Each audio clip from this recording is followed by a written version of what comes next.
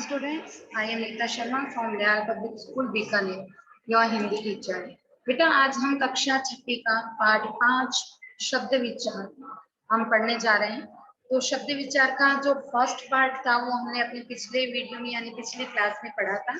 हमने शब्द की परिभाषा पढ़ते हुए साथ साथ में शब्द को हमने किस आधार पर डिवाइड किया है, क्या क्या इसके भेद है, वो सब हमने अपने क्लास में पिछले क्लास में जाने थे। तो शब्द के भेदों को जानने के लिए हमने इसको 4 पार्ट में डिवाइड किया था। स्रोत के आधार पर, रचना के आधार पर, प्रयोग के आधार पर और अर्थ के आधार पर। तो हमने स्रोत के आधार पर और रचना के आधार पर वाक्य के भेदों को पढ़ लिया था। स्रोत के आधार पर वाक्य के हमने 4 भेद पढ़े थे, तत्सम, तद्भव, देशज और विदेशी। रचना के आधार पर हमने 3 प्रकार के भेद पढ़े थे, रूढ़, यौगिक और योग रूढ़। नेक्स्ट हम आज लेते हैं प्रयोग के आधार पर शब्द भेद। प्रयोग के आधार पर शब्द भेद, वाक्य में प्रयोग करते समय कुछ शब्द अपना रूप बदल लेते हैं और कुछ कभी भी परिवर्तित नहीं होते। इस आधार पर हम शब्दों को 2 भागों में बांट सकते हैं, जैसे विकारी और अविकारी। कई शब्द ऐसे होते हैं जो वाक्य में प्रयोग करने पर अपना क्या है, रूप बदल लेते हैं। जैसे जाता शब्द है, अब मैं वाक्य में प्रयोग कर दूं कि रमा जाता है, जाता नहीं आएगा, वहां पर क्या बन जाएगा, जाती। रमा जाती है। राम खेलता है, अब राम की जगह में लिख दूं रमा, तो खेलता से क्या बन जाएगा, खेलती।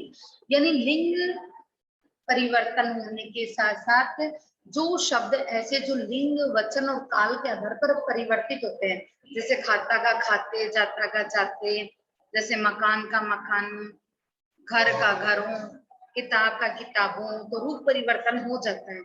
तो ऐसे शब्द जो कि लिंग, वचन, काल और कारक के आधार पर चेंज होते हैं वो अपने विकारी शब्द कहलाते हैं। और अविकारी शब्द क्या होते हैं, जो लिंग, वचन, काल और कारक के आधार पर अपना रूप नहीं बदलते, वो सदैव एक जैसे होते हैं। जैसे आगे, पीछे, ऊपर, नीचे, दाएं, बाएं, इधर उधर, आ, वहां, इस तरीके के शब्द हैं वो कभी भी चेंज नहीं होते। चाहे लिंग कोई सा भी हो, चाहे एक वचन हो, चाहे बहुवचन हो, चाहे कारक हो या फिर काल हो, ये शब्द हमेशा ऐसे के ऐसे ही रहते हैं। धीरे धीरे ये चाहे आप भूत में काल में ले लो, चाहे वर्तमान काल में ले लो, चाहे भविष्य काल में ले लो, ये शब्द ऐसे के ऐसे ही रहते हैं। तो इन शब्दों में, अविकारी शब्दों में क्या क्या चीजें आती है, एक तो क्रिया विशेषण आता है, एक संबंध बोधक आता है, समुच्चय बोधक आता है, विस्मयादि बोधक और निपात। इनका जो विस्तृत अध्ययन है, इनके अलग से चैप्टर दिए हुए हैं, तो उन चैप्टर वाइज हम इनका अलग से विस्तृत अध्ययन करेंगे। लेकिन अभी हमें इतना ही समझना काफी है कि विकारी शब्द क्या होते हैं और अविकारी शब्द क्या होते हैं। एक बार फिर से बताती हूँ, विकारी शब्द वे शब्द होते हैं जो लिंग, वचन, काल और कारक के आधार पर चेंज होते हैं, अपना रूप बदलते हैं, वो विकारी शब्द कहलाते हैं। तो विकारी शब्दों में कौन कौन सी चीजें आती है, संज्ञा, सर्वनाम, क्रिया और विशेषण। संज्ञा, सर्वनाम, क्रिया, विशेषण, ये सब चीजें किसमें आएगी, विकारी शब्दों में। और अविकारी शब्दों में ऐसे शब्द जो लिंग, वचन, काल और क्रिया के आधार पर चेंज नहीं होते, अपना रूप नहीं बदलते, वे अविकारी शब्द कहलाते हैं। और अविकारी शब्दों के अंतर्गत क्या क्या चीजें आएगी, क्रिया विशेषण, समुच्चय बोधक, संबंध बोधक, विस्मयादि बोधक और निपात। ये हमेशा ध्यान रखना। इसी तरीके से देखिए, नेक्स्ट है अर्थ के आधार पर शब्द भेद। अर्थ की दृष्टि से शब्दों के प्रमुख भेद 4 हैं। मतलब अर्थ की दृष्टि से हमने शब्दों को 4 पार्ट में डिवाइड किया है, एकार्थी, अनेकार्थी, पर्यायवाची और विलोम। इन सब चीजों से तो सभी वाकिफ है, बताने की जरूरत ही नहीं है आपको। एकार्थी शब्द क्या होते हैं, जो सिर्फ एक ही अर्थ रखते हैं, जैसे कुर्सी। कुर्सी मीन्स अपने को पता है ये कुर्सी है, ऐसे बनी हुई होती है, इस पे बैठना है, एक ही अर्थ है उसका। अनेकार्थी, अनेकार्थी क्या होता है, जैसे पत्र, पत्र को अलग अलग, जैसे पत्र यानी पत्ता भी होता है, पत्र यानी चिट्ठी भी होती है ना। ऐसे देखिए, जैसे पुल, पुल यानी किनारा भी होता है, पुल यानी क्या होता है, तट, पुल, किनारा, ये सब।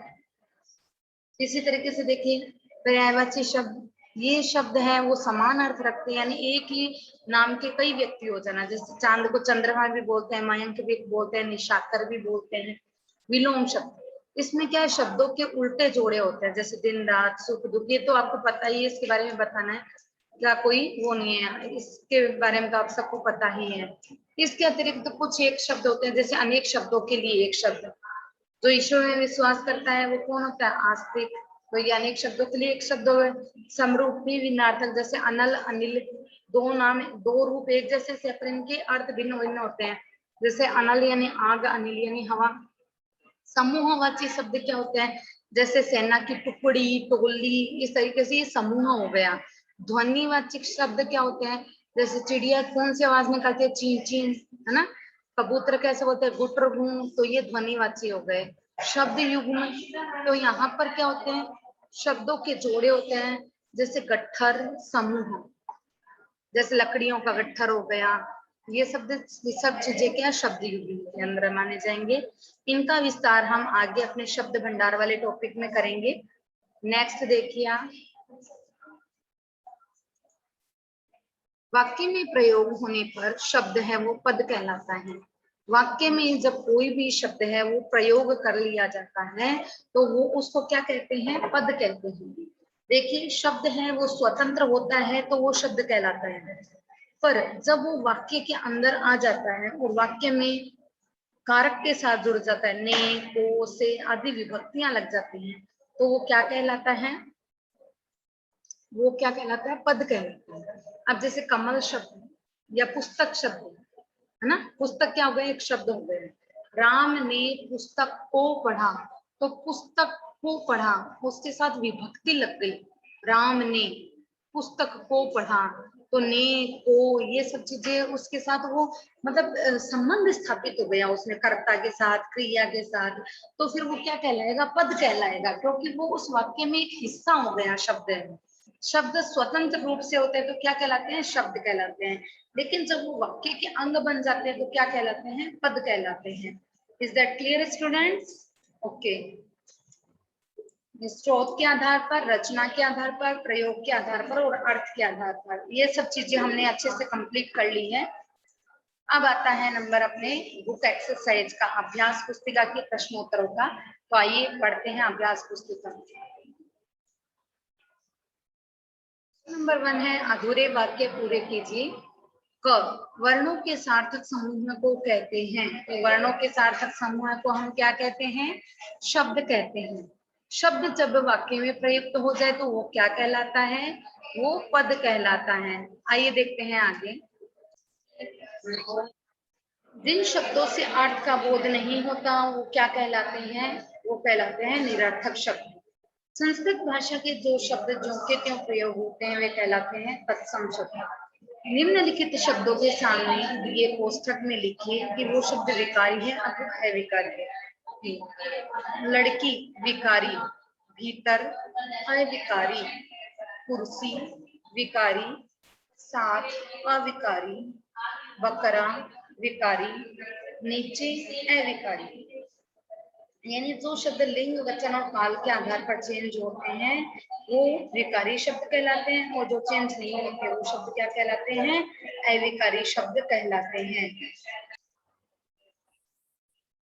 दूर है वो अविकारी शब्द होगा। ऊंचाई विकारी, मकान विकारी, कुटिल विकारी, तुम विकारी, हम विकारी, कल अविकारी, परसों अविकारी, वहां अविकारी और आह अविकारी। इसी तरीके से अंग्रेजी भाषा के ऐसे 5 शब्द हमें बताने हैं जिनका प्रयोग हिंदी भाषा में होता है, जैसे doctor, train, college, school, office. Next देखिए, निम्न शब्दों के तद्भव रूप लिखिए। गो का गाय, घृत घी, कर्म काम, अग्नि आग, कर्ण कान, जीवा जीव। नेक्स्ट देखिए, नेक्स्ट है गृह का हमारा होगा घर, पंच का 5, श्वेत का सफेद, तृण का 3 का। अब देखिए, निम्न वाक्यों में सही शब्दों का चयन करके भरिए। मैं प्रतिदिन 2 घंटे पढ़ता हूँ, फिर खेलने चल पड़ता हूँ, मुझे माँ ने आज्ञा दी है कि मैं पिताजी से अनुमति लूं। अच्छे कार्य करने का परिणाम भी अच्छा होता है। सफलता प्राप्त करने के लिए परिश्रम अनिवार्य है। कानून तोड़ना अपराध कहलाता है।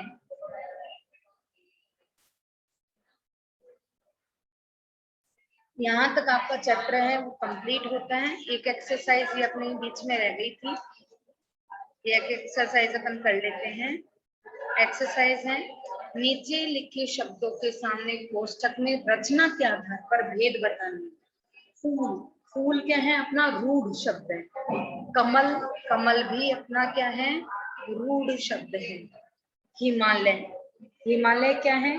योग रूढ़। हिम प्लस आलय यानी बर्फ का घर। अर्थ कौन सा निकल रहा है? तीसरा अर्थ निकल रहा है। बर्फ का घर किसको बोला गया? हिमालय पर्वत।